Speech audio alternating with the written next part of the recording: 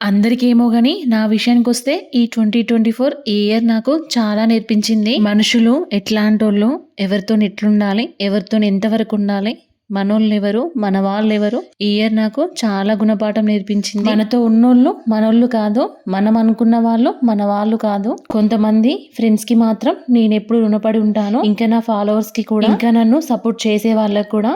ఎందుకంటే మీ వల్ల నేను చాలా నేర్చుకున్నాను. అది బ్యాడ్ అయినా గుడ్ అయినా. ఈ ఇయర్ నాకు కొంతమంది సిస్టర్స్ ని కూడా ఇచ్చింది. వాళ్ళు ఎప్పుడు నాతో ఈ 2025లో కూడా ఇలానే ఉండాలని కోరుకుంటున్నాను. సరే, ఒక పర్సన్ కి నేను నచ్చట్లేదు అంటే అది నేను చేంజ్ చేసుకోవడానికి ట్రై చేస్తున్నా. ఇదంతా కూడా మీ వల్లనే. మనుషులు కొంచెం ఎదిగిల్లంటే మన అనుకునే వాళ్ళు కూడా కుళ్ళుకుంటున్నారు. అయినా కష్టాలు వస్తూ ఉంటాయి, పోతూ ఉంటాయి. అవన్నీ దాటుకుంటూ పోవడమే జీవితం. అందుకే ఈ ఇయర్ నన్ను ఎవరెన్ని అన్నా పాజిటివ్ గా తీసుకుంటానని అనుకుంటున్నా. నాకంటూ ఒక టైం వస్తుంది. ఆ టైం వచ్చినప్పుడు నేనేంటో వాళ్ళకి తెలుస్తుంది.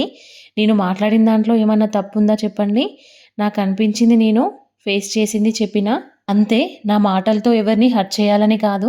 ఈ ఇయర్లో అయినా నా యూట్యూబ్ ఛానల్లో ఇంకా ఇన్స్టాగ్రామ్లో మంచి సక్సెస్ని పొందాలని బ్లెస్ చేయండి. Thank you for watching. Please follow for more videos.